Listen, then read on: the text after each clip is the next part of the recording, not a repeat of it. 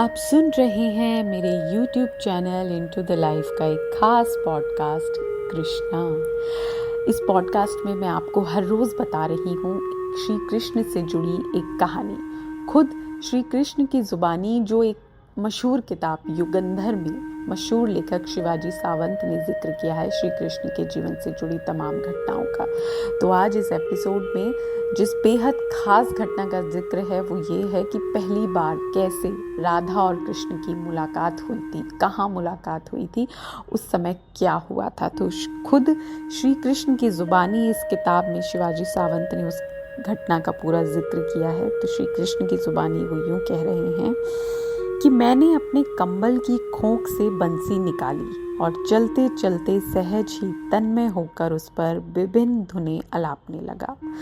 वे गोपदों से उठी धूल के बादलों में और नीड़ों को लौटने वाले पक्षियों के कलरव में लय होने लगी। मेरी बंसी की तानें बढ़ने लगी और अचानक किसी ने दौड़ते हुए आकर मेरे हाथ पकड़ लिए। बंसी की धुन अपने आप रुक गई। मैंने अधकुली आंखें पूर्णतः खोली और वो एक गोप स्त्री थी, गौरवर्ण निरीह युवती। वो उम्र में मुझसे बड़ी थी, ऊंची थी, सुडौल थी और बेहद सुंदर थी। उसने गोपियों जैसे ही कपड़े पहने थे। गोपदों से उड़ने वाली धूल से वो ठीक से दिखाई नहीं दे रही थी, लेकिन मैंने अपने साथियों से पूछा, कौन है ये? वो रायण अर्थात अन्य गोप की पत्नी राधा है, किसी ने कहा। किसी ने बताया कि वो अपने मामा के गांव अरिष्ट ग्राम से अपने ससुराल गोकुल आई है।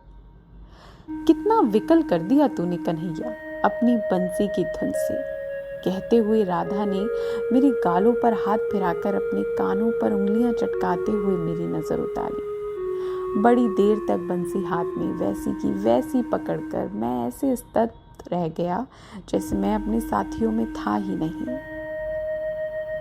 श्री कृष्ण कह रहे हैं, उसके उस पहले से ही स्पर्श में मेरी दोनों माताओं की ममता थी। मेरी छोटी बहन एकानंगा की निरीहता थी और भी कुछ था जिसे मैं शब्दों में पकड़ नहीं पाया और उसे बताना भी संभव नहीं है। आगे श्री कृष्ण कह रहे हैं, बलराम भैया की ओर देखकर वो मुस्कुराई, किंतु उसने कुछ कहा नहीं, कोई बात नहीं की, मगर मेरे कंधे पर हाथ रखकर वो गोकुल के पश्चिम द्वार की ढलान की ओर चढ़ने लगी, हम सब के साथ।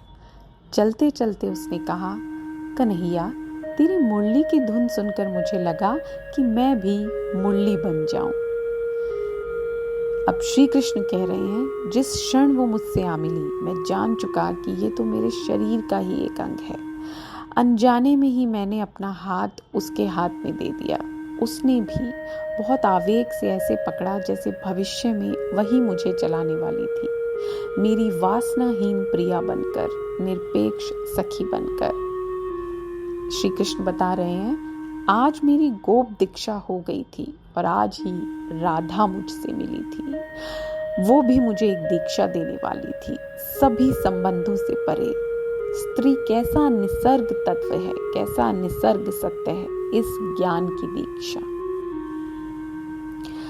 आगे फिर पूरा दृश्य बता रहे हैं। गोधन कब का गोकुल में प्रवेश कर चुका था। सखाओं और दाऊ के साथ मैं भी गोकुल में पहुंचा, राधा सहित। अब तक उसका थामा हुआ हाथ मैंने छोड़ दिया।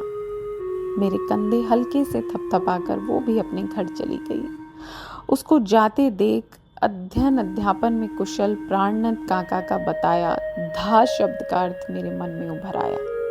धा यानी मोक्ष, किंतु रा शब्द पर मैं अटक गया। आगे कहते हैं कि हमने गायों को गौशाला में बांध दिया, जल पात्र से पानी लेकर पांव धोए और हम अपने आवास में आ गए। आते ही हंसते हुए मैंने माँ को दो बातें बताई। आज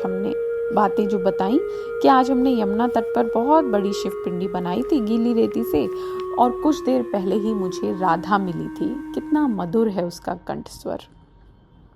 हमेशा की तरह माँ मुस्कुराई और उन्होंने कहा कि तू तो बड़ा बावला है कृष्ण, रेत की पिंडी कितनी देर टिक पाएगी, और तू जिस राधा की बात कर रहा है वो रायण गोप की पत्नी है।